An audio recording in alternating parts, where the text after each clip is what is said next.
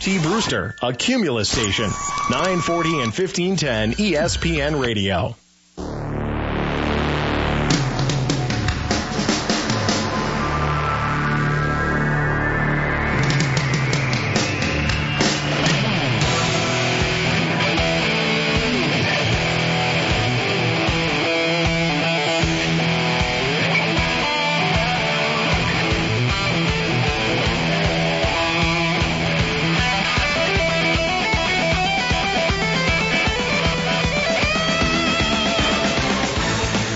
Everybody, good morning and welcome to Hey Coach Tony. I'm your host, Tony Fiorino. I hope you all had a terrific holiday. I hope you enjoyed your time with your families. Hope you guys didn't miss me too much. As you know, each week here on Hey Coach Tony, we tackle the hottest topics in youth sports, and we like to hear what you have to say, so we've opened up the studio lines at 855-HEY-COACH. That's 855-439-2622. Well, you know what? This week there are two topics that I want to try to get to. I want to talk about the value of being a good teammate and the state of the union as it pertains to maintaining control at youth sporting events. Now, I bring up these two topics in particular because each of them was highlighted just this past week very clearly in the media. First, we all got a real treat as well as a real insight into the type of teammate and person that Santonio Holmes of the New York Jets really is. I don't know if you had a chance to watch the Jets mail it in for their last game of the season against the Dolphins when everything was on the line. But if you did, you saw a truly disgusting display of teamwork and sportsmanship in one Santonio Holmes. Now, it turns out that Holmes was unhappy with not getting the ball enough, and so what did he do? Did he dig down deep and try harder and rise to the occasion? No.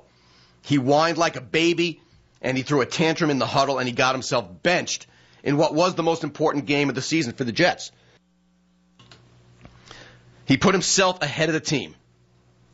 And what's even funnier, Rex Ryan, the head coach, wasn't even the one who benched him. Brian Schottenheimer, the offensive coordinator, is the one who finally stepped up and put this guy in his place. I don't know how your kids reacted to that, but I had a pretty interesting conversation with my kids after this whole thing took place.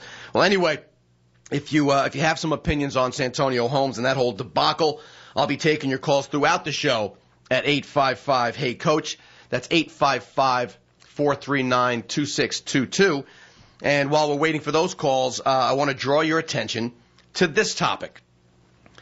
Up on HeyCoachTony.com, I posted a video just yesterday or the day before that I came across this week. It highlighted a high school basketball game between Connell High School and Highland High School, both in Washington State. If you have not seen this video, please stop what you're doing. Stop what you're doing and go to www.heycoachtony.com and check out this video right now, because you're not going to believe what you see. Connell High School's Cole Vanderbilt, who up until last week was really just someone no one had ever heard of. People say he was a relative unknown in high school basketball. He was a complete unknown in high school basketball.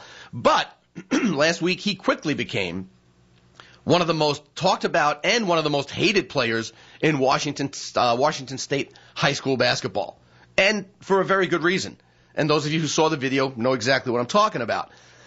This video highlights a series of intentional and arguably flagrant fouls. 6 in the whole game to be exact, but I would say 4 of them were really worth talking about. And these all took place not only during a single game, these took place, I believe, according to reports, during like the first 12 minutes of the game. I mean, it was ridiculous. So of all these fouls, you want to know how many technical fouls were issued? 0. You want to know how many players got ejected from this game? 0. Want to know how many flagrant fouls were called? 0. You want to know how many intentional fouls were called? You guessed it, 0. This was, without a doubt, the most out-of-control high school basketball game I have ever witnessed. And when I say out of control, I don't just mean the two players who were literally beating the snot out of the other team. I mean anybody who might have had the slightest bit of impact on controlling that situation failed. And I mean failed miserably. Again, if you haven't seen the video, go up on www.heycoachtony.com. It's like 5 minutes long. But go check out the video and call us here in the studio and let me know what you think. I mean, the number again, 855-HEY-COACH. That's 855-439-2622. Because I'm really hoping that I'm not alone on this one. Like I said, the two players in this fiasco, namely Cole Vanderbilt and another kid, his teammate, Kenan Van Holebeek. I hope I'm pronouncing that right. If I'm not, I don't care. These two kids certainly painted themselves as the dirtiest players on that court. There's no question about that. However, I'm not just here to pick on a couple of chubby high school kids. There's plenty of blame to go around. And I want to know where you guys think the blame really lies. So, along with the article, I should say along with the video, I did do some research on some of these articles. So while we're waiting for your calls, I want to point out something that I read in one of the articles that I had gotten. It seems that the negative and sometimes hurtful responses that were put up on YouTube forced the Vanderbilt coaching staff, administrators, and families to go into damage control mode. And when I say damage control mode, I really should say that they went into let's see if anyone buys this massive load of BS mode, because this is ridiculous. Get this. Connell High School coach Oscar Garza, and I don't mind saying his name because this is a guy who obviously carries a big burden of responsibility in this whole fiasco. But high school coach Oscar Garza went on record telling newspapers, and I quote, "Cole Vanderbilt is a tough kid, but those who know him know he's a teddy bear. My 7-year-old son loves him and lights up when he's around. But on YouTube, he's the meanest, ugliest kid. It's not fair, and I just want him to know his teammates and coaches are behind him." Can somebody with a brain please pick up the phone and call the studio and say the words that I'm thinking right now before I go into the lobby and hang myself with my microphone cord?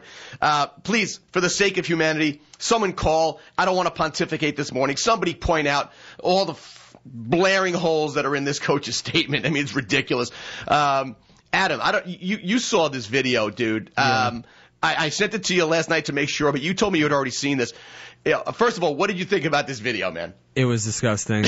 I mean, come on. Like, I mean, how did the refs not see these completely flagrant foul? Like, I'm rewatching the video right now as we speak. I did too. Yeah, they're the one guy's pushing him right here. I mean, oh God. But what cracks me up is the fatter kid, number 34, right? Cole Vanderbilt. Yeah. What cracks me up is he's trying to, I guess, block shots is the way that you might look at these things. Yeah. But this guy either did not or is too heavy that he no longer has the ability to leave his feet. He didn't even jump to try to block a shot. I know. He's just literally punching guys in the face, blocking shots. Oh no. But now the statement from the coach, the fact that the coach. And I'll give you kind of a hint. The last part of the coach's statement when he said, "I want him to know that his teammates and his coaches are behind him." What's your thought on that? I mean, how could they say that after watching this video and I would discipline the kid and be like, "Look, we've suspended him for X amount of games. I mean, this is ridiculous." I mean, do they teach this? I mean, what are these coaches thinking? Well, you nailed it right there. I mean, I think it's sad enough to hear a coach say that the kid has our support. His teammates and I are behind him. I mean, first of all, how can you stand behind him? He could have seriously injured someone, like the one foul. Foul number 5. Foul number 5, where he just grabs the kid as he's going for the layup, and the kid's on the ground. I mean, kid landed almost on his head. I know. It looks like he almost had a concussion or something. Oh, I wouldn't be surprised if that kid, I'm looking for follow up on this story. I wouldn't be surprised if that kid had some kind of injury from that, because the kid landed right on his shoulder blades. I'm sure his head had hit the ground. Oh, it's a nasty. And the kid was smiling. If you look, when the kids lined up, for the free throws, the fat kid is smiling. Yeah, it's it was a good play. His teammates are giving him high five. Yeah. But you said something that was kind of interesting. Like I said, it's one thing to sound so stupid as to say he has our support. Yeah. It's another thing where you just come out and do the right thing as the coach and say, guess what? What happened on that court was a disgrace to our school, to our team, and to our community. And so we are going to, even though the refs were too, I almost said the R word, even though the refs were too stupid to have a clue as to what was going on in that game, we're taking control and we're going to have a suspension for at least a 2-game suspension would be my guess. Yeah. I mean, ridiculous. All right, listen, I got a couple of emails here. I want to get to one or two of them before we have to get to break. But while we're waiting for some of your calls, and I do want you to call, guys. Look at the video and give me a call. I want to know what you think. But I got an email here from our old buddy Joey Bag of Baseballs. And Joey writes in and says, hey, Coach Tony, give Vanderbilt, here we go, give Vanderbilt a pair of skates and a stick. Get him off the hardwood and onto the ice. Maybe the officials who were working the game were actually supposed to do a hockey game that day and got the b-ball gig instead. The damage control from the coach is an insult to anyone who has a pair of eyes and a brain who saw this video. Utterly ridiculous, but not in the same category as Sandusky's defense attorney claiming he was teaching the 10-year-old boy hygiene. Come on, man. All right, well, first of all, thank you for the ESPN. Come on, man, Joey Bag of Baseballs. And I'll even give you kudos for throwing in a Sandusky reference because, you know, that thing is nearly not even close to dead. But and by the way, also, thank you for I caught so much, Adam, I caught so much heat this week. For what? The hockey stuff. What hockey stuff? I did the show a couple weeks ago, or if you remember, where we were doing hazing why hockey sucks as a sport. And I got buried. Did you? Oh, dude, I got buried. It was almost as bad as the New Canaan kids. I got hockey players threatening to come to my house and kill me and asking me where my kids go to school. Even one of my old high school buddies, who I think is listening this morning, my good buddy Bubba, who thinks I forgot he was a hockey player, was shredding me, going, you know nothing about hockey. I mean, it was ridiculous. The YouTube thing had just literally had lit up. Oh, man. But, Joey, thanks again for stirring up the pot on the hockey thing because, you know, with the exception of one really cool lady who named Megan, who's up on my Twitter, who does a decent job defending hockey, no one's had a good argument yet, and who knows, maybe we'll get a couple of hitmen calling in this morning on this. But I want to get back to the video. Because I did get another email, and I can get to this one before we got to go to break. We got an email from our friend Eric in Westchester. Eric in Westchester writes in, says, this one's a little bit more civil and actually educated. Hey, Coach Tony, if you have proper coaching, you don't need the official to call a flagrant foul. You or I or any other coach with any integrity would have pulled that kid after the first foul in that video. To me, it's clear from the video this kid either has no basketball ability and is there to, quote, wreck the other players, or has the ability and simply does not care. Either way, I think the coach is the worst of all for leaving him out there to continue to play dirty. By virtue of his inaction, the coach is condoning that type of play. I see the parents' point is to expose the referees for their incompetence, and that is obvious. I think the bigger point is being completely missed, and that has to deal with the coach letting this continue. Eric, you know, right on point as usual. The coach, here's where I would take it a step further. If I was the athletic director, who, by the way, the athletic director, and I didn't bring his name with me, this guy, wussed out. I called him, and this guy was ducking behind 2 layers of secretaries in this tiny little school in Washington. I called this guy out and said, you know, you need to answer for what's going on here. People want to know what's happening and what your real stance is on this. He's another guy that was in damage control. If I'm the AD of that school, and let's keep moving it up the food chain, because let's say the AD skipped town on this, and he did. He completely wussed out. Principal of the school, somebody at that school had really better make a statement really soon, and someone's head has to roll at least for a game or two, because if I was the AD, I would suspend. Well, hey, let's do this in food chain order. If I'm the coach, I pull the kid. Maybe not for the whole game, but after that first foul, you pull him, because that's just a goon move. If I am the AD, I suspend the coach for a game. Nothing happens there. I'm the principal. I suspend the AD, I suspend the coach, and I suspend the kid. I mean, Adam, you disagree with that? No, not at all. That seems like a pretty fair.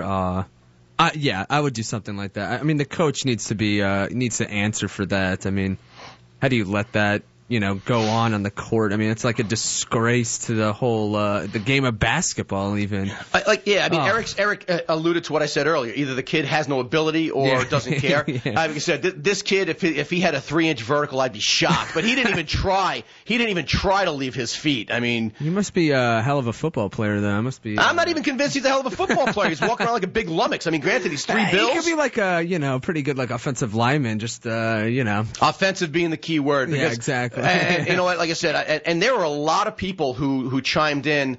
Yeah, actually, remind me to talk about some of the comments that were up on YouTube, because I know we're going to have to go to a break here in a quick second. But before we do, just want to remind you guys throughout the show that something really cool is going on at our friends down at Pro Swing Baseball and Softball Training Facility. If you want your young player to get the same exact instruction as Derek Jeter and Alex Rodriguez, Kevin Long, the batting instructor for the New York Yankees, is not just signing autographs. He's holding a clinic at Pro Swing at their Port Chester, New York facility. It's just off I-95 in New York. Call today at 914-937-6700. Sunday, January 15th from 6 to 8 p.m., Kevin Long's going to work with kids on an individual basis, breaking down their swing, helping them make improvements. Kevin is regarded as one of the best batting instructors in the business, in all of the major leagues. So don't miss this once-in-a-lifetime opportunity to have your kid train with the New York Yankees batting instructor. For more information, call Pro Swing in Port Chester, 914-937-6700. And you make sure you tell them Coach Tony sent you. You're with Hey Coach Tony. Stick around. I'll be right back. Coach Tony. Hey, welcome back, everybody. You're with Coach Tony this and every Saturday morning at 9 a.m. And by the way, I want to remind you, I am far from the big time, but starting the end of February, you can, if you're one of our wonderful fans in the state of Connecticut, I think on Cablevision, Cox, Comcast, several other cable TV networks on CPTV Sports, you can start watching live the Hey Coach Tony show on TV. Adam, you knew this face couldn't stay on radio that long, man. I was not expecting that. All right. You were not? Oh, I didn't tell you. No, wow. You did not tell me that. Better brush up your resume, kid. Yeah, right. Oh, by the way, if anyone's wondering, Adam is a huge fan of the Carrie and Coffee Show, apparently. Listen, all kidding aside, we got some technical problems here, and Adam is literally in the other room with spitting bubble gum, holding everything together, and I appreciate it, brother. Don't worry about it. Now, by the way, before we went to break, I did say that there was some other stuff going on with this video. And listen, if you guys want to chime in, I'll continue to take calls throughout the show. But before we move on, and I don't even know if it's true or not, but several online sites where this video has been posted, and there have been some chats and some blogs and all that other nonsense. A lot of people are not insinuating; they're just coming out and saying it that this school is known for being a dirty school. Connell High School is being painted as a place that condones this type of behavior. And while I hate to go by hearsay, even though I already put it out there, the point is, if you're Connell High School, you better do some real damage control. And damage control isn't saying, it wasn't that bad, or the kid's a good kid. Damage control is, this is not tolerated in our school system and in our athletic department, and so we're taking specific action because, to use Eric's words, the inaction speaks louder than anything else. Because if you've got even a hint of a reputation as a dirty program, and something like this happens and there are no repercussions, good luck arguing the case that you're not a dirty program. So Garza and the AD and all these other wusses that are hiding behind the rocks, come out and do the right thing and do it now and get Chubsy Ubsy off the court, because that kid just disgraced your whole community. Now, Adam, I know you're a Giants guy, right? Huge. All right. Well, so you're not only are you thrilled that the Giants are still playing football, oh, yeah, you're even more thrilled that the Jets are not. Oh, love it.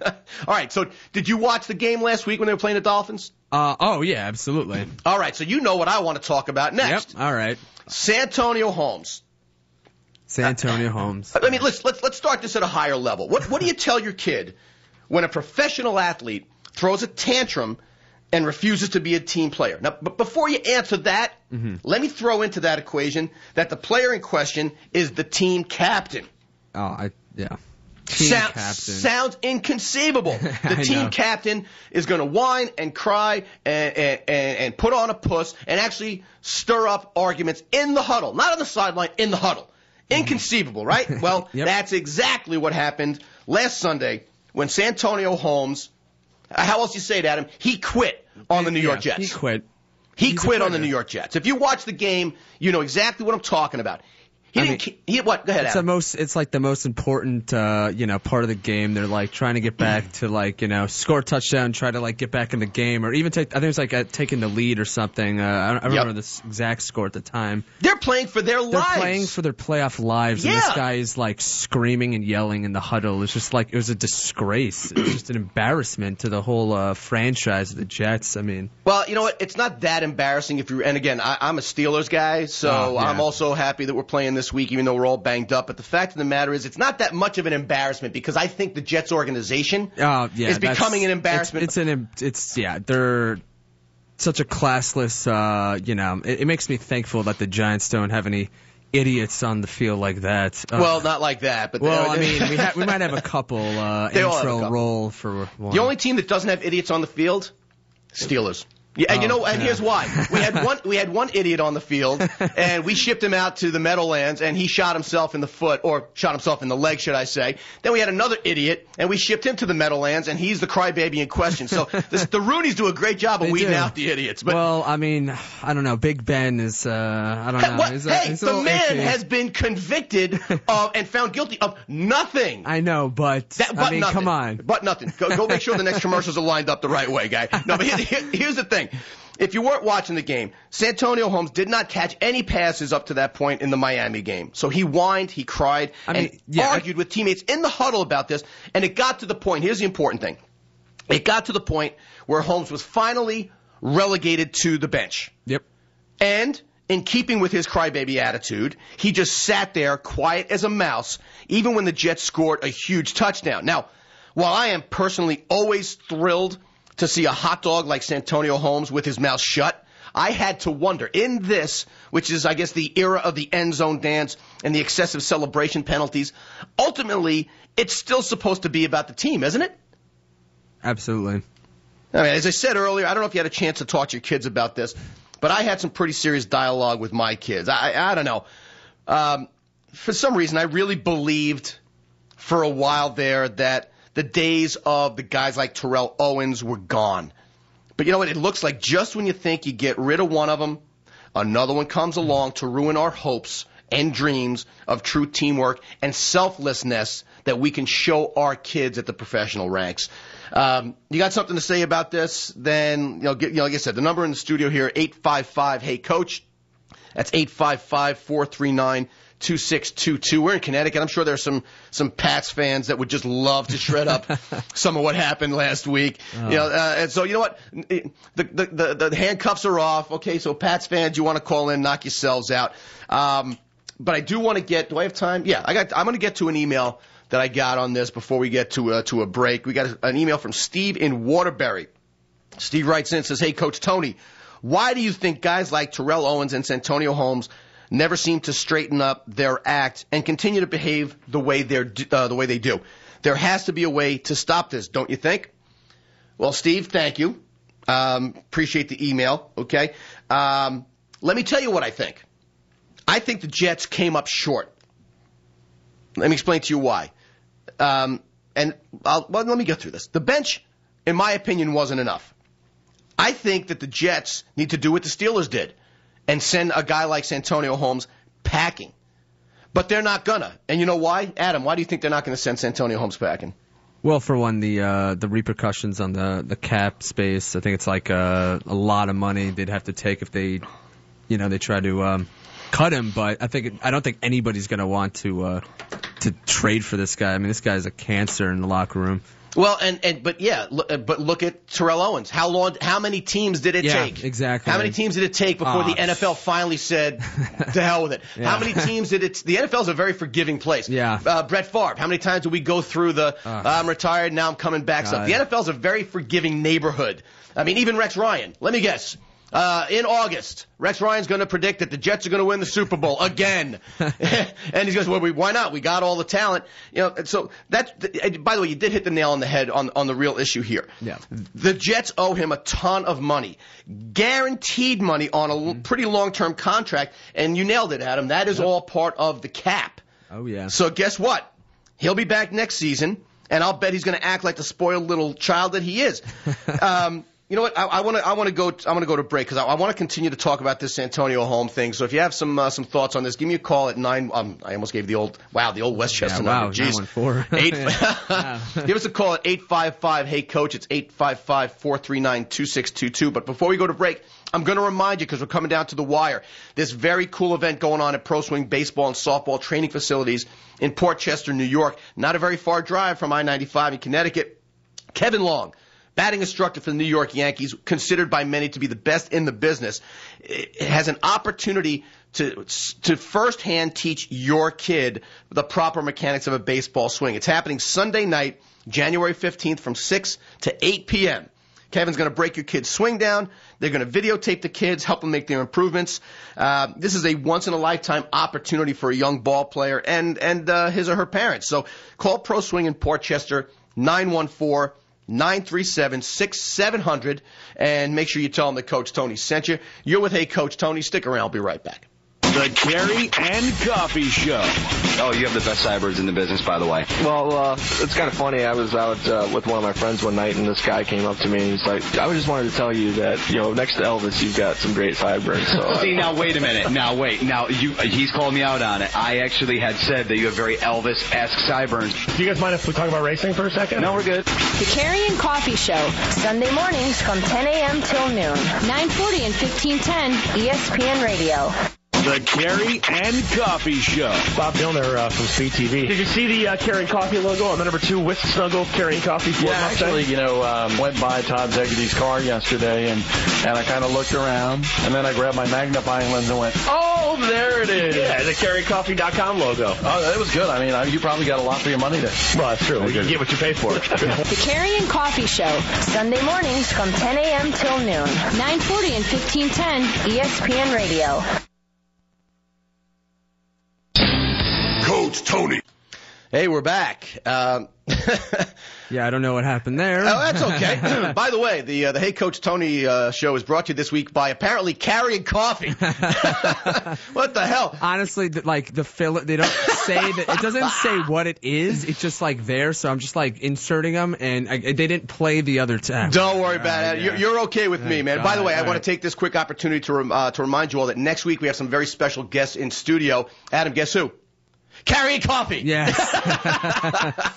All right. By the way, these guys, kings around here. I haven't heard a Hey Coach Tony promo on this station in 3 weeks. And I got 5 of them running during my show. Jeez I've never Louise. even seen these guys. Dude, if Carey and Coffee are paying you under the table, just let me know what's going on so I can at least match it. Love to hear a Hey Coach Tony promo at some point. All right. Anyway, thanks for joining me this Saturday morning. Me and Adam are having a couple of laughs here at the station owner's expense. But in any event, we're talking about Santonio Holmes. And what it boils down to here is the importance of being a good teammate. And that is a lesson that is hard enough to teach to our kids without having to sit through this crybaby BS of a grown man getting paid millions of dollars, and when things don't go his way, he sits in the corner and cries and pouts and plays I'm not talking to you with his teammates, even when your season is on the line. It was a disgrace.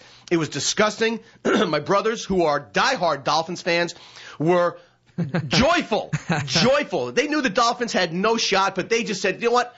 Let's just please, I can't say, pee on the Jets season in terrific fashion. And thank you, Frank and John, because you guys did just that, and you gave me some fodder for the show. Now, we were talking about this whole thing about why Santonio Holmes will not be released. It comes down to the fact is dollars and cents. Adam alluded to who's going to want him. Someone will pick him up. Santonio Holmes will have 2 more stints. If the Jets had the cojones to cut him, which they won't, there would be at least 1 or 2 other stops a la Terrell Owens that Santonio Holmes would have. Now, however, I do think the Jets did one thing right, in that they actually did solve the problem in the literal sense of the word. When I said before that it was inconceivable for a team captain to act this way, well, the Jets did make sure that will not happen again. Coach Rex Ryan says that next season there will be no captains. Problem solved, right? Oh, yeah, totally. Yeah, totally. Problem solved. Oh, yeah. Way to go, Rex Ryan. Yeah, good job. Way to go, Rex Ryan. Yeah, I mean, that's the way to step it up. Isn't that just typical. Oh, that press conference was a joke. They should be in. I mean, that was just horrible. Talk about putting a Band-Aid on a severed limb. Yeah, seriously, like that. Yeah, what does that do? I mean, no more team captains. Like, come on. Well, exactly. No TV for 2 weeks. Also during training camp. Come on. That's really, but it is typical of. And I said before, the Jets organization shouldn't be that embarrassed because that's really where this whole organization is headed. A guy like Rex Ryan, who didn't even have the mental presence to know that any of this was even going on in his own huddle. Forget about on the sidelines, in the huddle. And then just makes a blanket statement like that and thinks everything's going to be just fine. Come on, Rex Ryan decided, and here's where I start getting on a little bit of a rant on Ryan. This guy decided to create a culture where he, as the head coach, where the buck stops, is just one of the guys.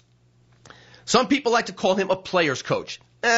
Big difference in a player's coach and somebody who just doesn't have a clue. And I've talked about this before. And if any of my college teammates are listening right now, you're going to love this next part because as I've talked about this before, especially at the youth and the scholastic level, but it holds true at the professional level as well. If you want to be a coach, be a coach. You want to be the player's buddy, go be their pal. But you cannot and should not ever try to be both. Some of you might have heard this story about when I was back in college, about my college baseball coach. Guy named Drew. I'm not going to use his last name because I'm not going to honor him. But the fact is, this guy loved joking around in the dugout with us. He loved playing pranks with us. When we were on the road, he would actually take us to places that I know I don't want my son to go to when he is on a college baseball trip. You guys can fill in the blanks on that one. But all in all, we had a blast. Off the field. Off the field, we had a hoot. But when something went wrong on the field, and this guy tried to step up and delivered some well-needed discipline, what do you think happened? We laughed in his face. We literally laughed in his face. And will we run laps? Sure, we ran laps. We all had scholarships, and you can have those taken away. But we also had some dirt on this guy that he could never do much more than that. But the fact of the matter is, he never had control of any of us as ball players. But more importantly, he had no control or never had our respect as young men. He was a miserable failure. And looking back, I really feel, to some extent, that I was cheated, along with my teammates. And you know what? I had a little epiphany last night. I think that's one of the reasons why I take this stuff, the youth sports stuff, so seriously. And it's why I go over the top on coaches who are real mongos. The real idiots who have no clue. Like this guy, Drew, who decided to just completely waste 4 years of a bunch of kids' lives that, granted, were we all going to go play for the Yankees? No. But a couple of us were good enough to do that. But at the same time, during a very impressionable part of our lives, we were chaperoned by an overgrown kid who had no clue. Don't be that guy. And Rex Ryan is nothing more than an overgrown kid who would still rather be in the locker room snapping towels on guys' butts in the shower than instilling discipline. Just because you run around using swear words all day doesn't make you a disciplinarian. Rex Ryan created this culture of I'm one of the guys, and then when something like this happens, he looks like a complete moron because he thinks he's going to wave a magic wand and say there are no more captains, and that solves our problem? Give me a break. Well, like I said, this is part of the reason why I take this stuff so seriously. I want to make sure through the course of this humble little radio show, which, by the way, is now becoming a TV show, that other young athletes are not cheated out of their experiences. And that goes from guys like the idiots in the Jets locker room to idiots like me who are in places I shouldn't be when I'm in college, to the high school kids, down to the poor slobs that had their trophies burned by the coaches at the New Canaan Youth Football Program. I don't want to stir that one up again and get all the little, the street thugs from the streets, from the hood of New Canaan. Don't want to get them all worked up again. But that's my point here. Whether it's a couple of overweight high school kids who can't control themselves on the basketball court, or an NFL receiver who can't control himself on the sidelines or in the huddle, it all boils down to the kind of the same thing, and that is maintaining control. And that control can and should come from a variety of sources. And let's do this in pecking order. First, as a parent and a coach, you'd love to think that the athlete himself might be able to display some form of self-control. Do we hold our breath on it? No, but boy, wouldn't you like to think that after Chubbsy Ubbsy knocked that kid to the ground, he would have helped him up? Wouldn't that have been a really nice message to send? Anything short of don't smirk at and smile when the kid who may have a concussion is at the foul line and it's because of you. Now, if that doesn't work, you'd like to think that the officials, who we haven't talked about in this scenario at all, you would think that the officials might step in and take control of a game or that situation. I mean, Adam, you watched it. The officials, forget about how stupid they were to not call flagrant fouls or technicals. Just, you would think, did you see once in that video someone to step over and say, hey, kid, you need to tone it down a little bit? No one. Did you even see a warning? Nope. Not even a warning, and not even like the kids on the other team got. Like, I thought there'd be like a fight breaking out or something, which is like, wow, these kids were like well behaved. I'm surprised. When I first saw the video, and you asked me to write the ending after flagrant foul number 5, when Chubbsy Ubbsy is on the foul line, I thought the kid next to him, and by the way, and I would have condoned it 100%. I hate to say it. I thought the kid next to him at the foul line was just going to sucker punch him square in his face. He was going to eat fist, and I would have condoned that, because at some point somebody has to take some control, and I'd rather yell at it. And granted, would I bench the kid who punched him? You bet. But at the same time, I'd take him in the locker room and say, you know what? At least you stepped up and did something to support your teammate. You tried to do something where no one else was doing anything. So the officials, and I don't even know their names, I hope they ran for cover, because those two incompetent Mongos, I never saw a worse job of, and I don't know what the rest of the game was like, but those 6 calls in particular, let's give them the benefit of the doubt, and let's just say 4 of those fouls. Yeah. Any of them could have and should have resulted in a technical. And they didn't do one thing about it. In fact, when the one kid got pushed from behind, for those of you who saw the video, what did the kid who conducted the foul? Oh, conducted the foul? That sounds stupid. The kid who committed the foul. The other kid slapped the ball in his hands because he was getting frustrated. Not even the kid who got fouled. The kid with the ball slapped it in his hands. You see what the other kid did? The kid who did the foul? Got in his face as if there was going to be a fight. Something else was going on there. Let's just face that. All right? But like I said, so now let's leave the officials out of this disgraceful display. Let's face it, as much as you might hate to hear it, control begins and ends with the coach. That's why there are so few great ones and so many of them who are scrutinized because of the mistakes that they make. And I'm just very grateful to count myself among the so few great ones. Adam, that was your cue to laugh. All right, now, listen. Sorry. Listen, that's okay, buddy. Listen, thank you. I got to get canned laughter in here, but you know what, Adam? My luck, you'll go press the canned laughter, some carrying coffee ad's going to pop up. All right, listen, we have to go to a quick break. I'm going to remind you one time before we do. When we get back, I got a couple of cool things that I got on email this week about some of the favorite shows people had during the course of the year. But again, before we go to break, one more time, I want to remind you that Kevin Long, the batting instructor of the New York Yankees, is holding a clinic at Pro Swing Baseball in Port Chester, New York, just off of I-95, short drive from Connecticut. Your kid can participate. As of last week, there were still some spots available for this really cool program. So call Pro Swing today at 914-937-6700. Sunday, January 15th from 6 to 8 p.m., Kevin Long is going to be working with kids on an individual basis, video training, mechanics breakdown, you name it. Kevin is regarded as one of the best in the business, so this is something you really don't want to miss out on if you have a kid who plays baseball. And we're talking about youngsters up through to the high school seniors. Pro Swing does a great job of keeping themselves integrated with the college coaches, so this is something you don't want to miss. Call Pro Swing at 914-937-6700 and make sure you tell them Coach Tony sent you. You're with Hey Coach Tony. Stick around. I'll be right back. Coach Tony. Are you kidding me?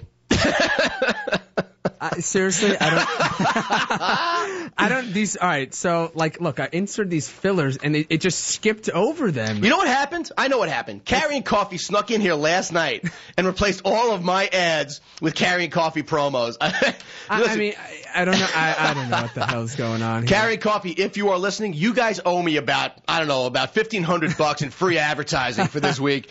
And for all of my advertisers who are listening, all my sponsors, we will extend you all 1 week. Promise. Holy Carrying Coffee, Batman. It skipped over the other. I don't know what. I don't know what's going on. Wow. It just skipped over the two other fillers. I don't know what these ones Next were. week's show is going to be brought to you by the Connecticut School of Broadcasting, where we're going to send Adam for detention. All kidding aside, Adam, you're doing a great job. I know we are literally we're stuck with duct tape and bubble gum for the show today, and so far we've been doing great. So I don't know if we missed any callers or anything, but you and I are having a blast, and that's all that matters. I think there's. Yeah, don't worry. I got my eye on the You phones. got your eye on everything. All right, that sounds good. That sounds good. All right, listen. Because of the layout of Saturdays, the last 2 weeks we were off the air because of the holidays. Coach Tony likes to hang out with his family, but each year I try to go through a couple of cool stories and ask some opinions about people who have their, for lack of a better term, their favorite shows. Well, two things happened this week, and I hope I get to both of them in this last segment here, that I thought was really, really cool. One is a guy by the name of Mike Baptiste, who is, I guess, the founder and editor-in-chief of a website called onthepitch.org. Very, very cool soccer site. He wrote to me and told me how much he liked the show that we did about the high school coaches who got fired as a result of an anonymous survey that was handed out to the players and parents after the season. Now, in hindsight, it seems pretty stupid to allow parents and players to criticize a coaching staff right after the season ends, but at the time it was still being debated back and forth. So anyway, Mike was inspired by the show, and he decided to write his own article and share his opinions on that topic. Now, I'm not going to read the article because this is not the Hey Coach Mike show, it's the Hey Coach Tony show, but it was a very well-written piece, and if you want to read it, go to www.onthepitch.org. And if you're an idiot like me, you heard pitch and you thought it had something to do with baseball. A pitch is apparently a soccer field, for those who don't know. And I may be the only one who doesn't know that, but it's onthepitch.org. In fact, in his article, he was kind enough to link to the video of that show as well. So in case you missed it, you can check that out too. Anyway, there were a few things from the article that I want to steal and share with you because I thought it was kind of cool. So I'm just going to read a couple of excerpts real quickly. The first one is, and I'm going to quote the article, "In my years as a coach and a league administrator, I found that anonymous feedback is an essential tool if used properly." And thank you for clarifying that. "The one angle that was never mentioned during the Hey Coach Tony show was that parents are petrified to submit attributable feedback about a coach. Why? Because they are 110% convinced that it will impact their child's playing time. And in some cases, they are right. If your child's coach is doing things that concern you as a parent, then there's a good chance this is the type of coach who might penalize your child if they found out that you, quote, snitched on them. This is one of the biggest challenges as a youth sports administrator, figuring out how to solicit feedback so you find out about problems before things are so far gone that they cannot be fixed." I think that's a very, very good point, and he's right. I listened back in the show, and we didn't really dwell on the fact that there's a tough part of this. You can't have anonymous feedback all the time, but if you say put your name to it, there are guys who are going to take it out against a kid. So Mike did have some tips on how anonymous surveys can be helpful. One, he said just limit who is allowed to submit opinions, because if you remember the story, the survey was done online and there was a generic password, so the password was actually passed around, and anyone who had a beef with this coach, from alumni to parents to the guy selling hot dogs, could get into this survey and just start bashing the coach, and that is what happened, and I'm sure that's part of the reason the coach got fired. 2, try to solicit feedback for all your coaches, not just the ones you believe are having trouble. If you wait until you've heard about issues before you solicit feedback, it's often too late. Mike, great point. Conducting an investigation into a coach makes everybody defensive, and it creates problems. If you just simply say, hey, it's par for the course, there's going to be anonymous feedback on every single coach, and here's the protocol under which we'll operate, I think you got yourself a pretty decent opportunity ahead of you. 3, don't rely solely on feedback to judge the performance of a coach. It should be a starting point or a small part of the overall review. Yeah, Mike, that was the whole point of the story. If these guys got fired at all because of these surveys, it was a crime, and I do believe that. Number 4, always follow up with all the team parents when feedback raises a red flag to try to get the real story. Be sure to explain that anything said will be kept in strict confidence. Also, be very careful about what you say, as it's very easy to split team parents and make problems even worse. Parents tend to talk a lot. That is another outstanding point, Mike. And you know what? If you were closer to Brookfield, Connecticut, I'd love to have you in the studio sometime. You seem to be a pretty smart guy. A disgruntled parent can say anything, and I've heard literally everything from this coach touches kids to this coach singles out 1 or 2 kids and yells at them, and everything in between. When you hear something from one parent, it's cause to investigate further. And you do have to solicit feedback from all the parents, because some will say, well, listen, let me guess, Bob said that because Bob's kid doesn't play much. And you get to put some reality behind any and all of these allegations. Number 5, unless a coach has done something that forces you to take action, always give them a chance to improve. Not sure I'm on that same page with you on that one, Mike, because and I'm sure you didn't mean to be so general.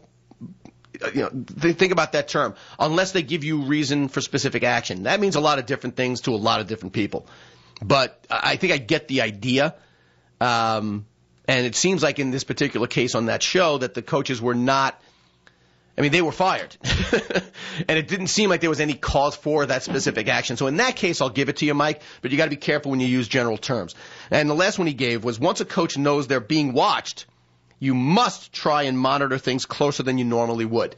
You or a surrogate should try to – surrogate? This guy uses big words. He must be smart. You or a surrogate should try to attend a few games if you can, and be on the lookout for additional feedback that might indicate things may have gotten worse or better. And by the way, you say surrogate. Surrogate's probably the best way to go, because if you're at the game, if I'm the coach in question and I see the league commissioner is there, I'm going to be on my best behavior, right? That just makes sense.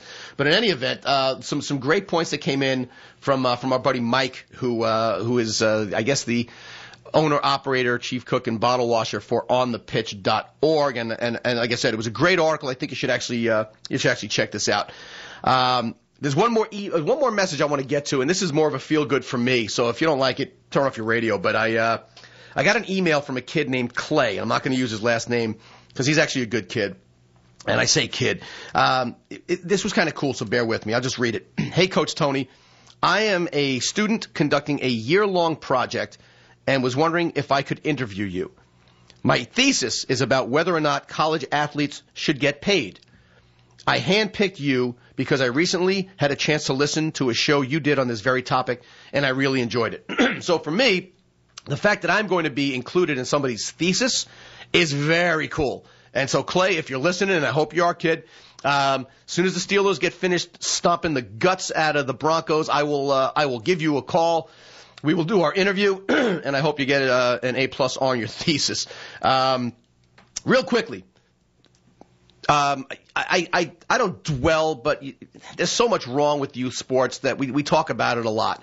I'm going to try to squeeze in 5 of the top 5 feel-goods we had from the year, and I was hoping I could get this, and let's just get to the wire. Adam, just play the music when we need to start playing it. But each year I collaborate with a law professor named Doug Abrams.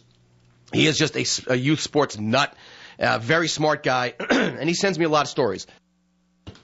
At the end of the year, he sends me through a bunch of feel-goods, and it's worth talking about because some of these are outstanding. So in no particular order, number 5, 3 high school varsity athletes down in Pompano Beach, Florida, and I can use their names. Mike Anderson, Robert Diaz, and Richard Lang created Youth-to-Youth Sports Locker, which collects and reconditions used sports equipment for free distribution to needy youngsters.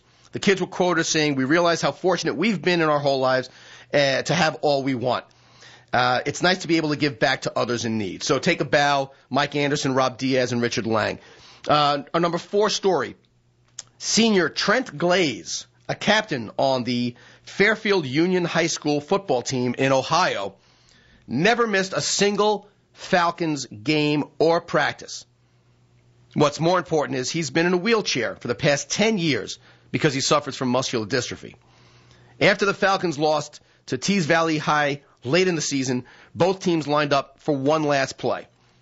Glaze took a handoff from the quarterback, tucked the ball under his arm, and guided his motorized wheelchair into the end zone to fulfill his lifelong dream of scoring a touchdown. Trent may not be on the field, according to Tom McCurdy, who is his coach, but high school athletics is all about him. And, you know, it's a great story. And you know what, Coach, take a bow. That was something special. And too bad I don't know who the opposing coach is, because to allow that to happen is also very cool. All right, number 3. Doctors amputated, and I'm going to screw up the name, Heriberto Avila. Wow, I sound like I know what I'm talking about. Doctors amputated this kid, Heriberto Avila's leg above the thigh after the Belvedere North High School senior out of Illinois suffered broken bones and a severed artery from a legal takedown during a varsity wrestling match. Again, this was I didn't say illegal, I said it was a legal takedown. Kid broke his leg, severed arteries. When Avila woke up in the hospital, he quickly thought about, guess what? Not I'm never wrestling again.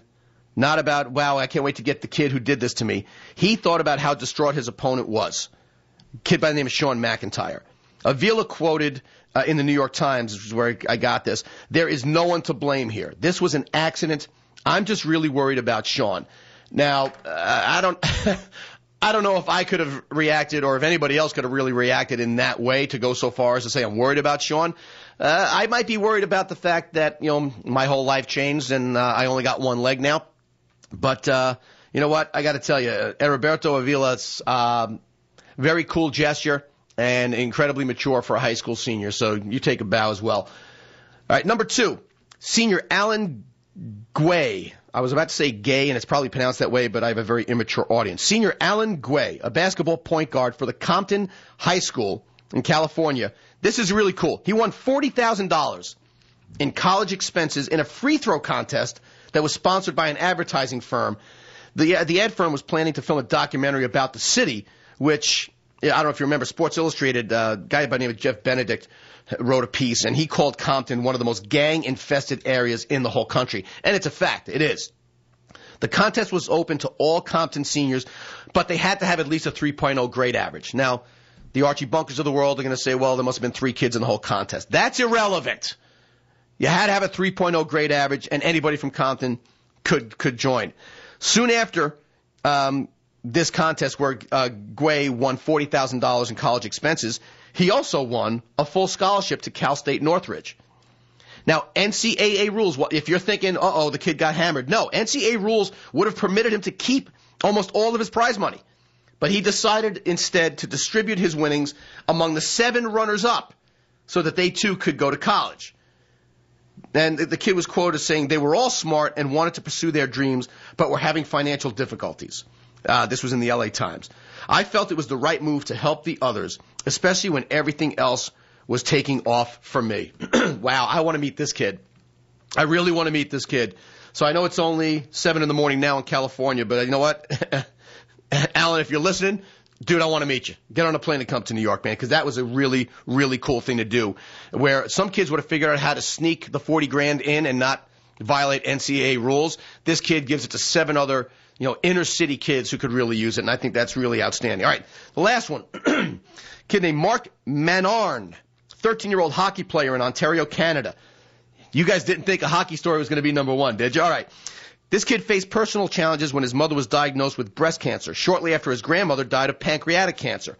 He and his father created Minor Hockey Fights Cancer. And his motto is, I love hockey and I hate cancer. That's very cool. His ambitious goal was to raise $100,000 to support the Canadian Cancer Society. Well, guess what? Scotiabank and several former NHL stars soon joined his effort, which has already raised more than $200,000. Mark was quoted saying one more thing. My dream is to eventually raise $1 million every year until a cure for cancer is found. So, you know what? biggest bow of 2011 goes to Mark Menarn for restoring a little bit of my faith in hockey, especially at the youth level. Because let's face it, man, with all the garbage stories, kid, you did something special. You have my most sincere condolences for the loss of your grandmother and your mother. And, guys, you know what? Look for it. Minor Hockey Fights Cancer. And donate what you can. This is something special. And that's a kid who put a nice exclamation point at the end of a really rough year. Hey, folks, every Saturday morning, 9 a.m. And remember, start looking for me on cable, kids. Enjoy the rest of the weekend.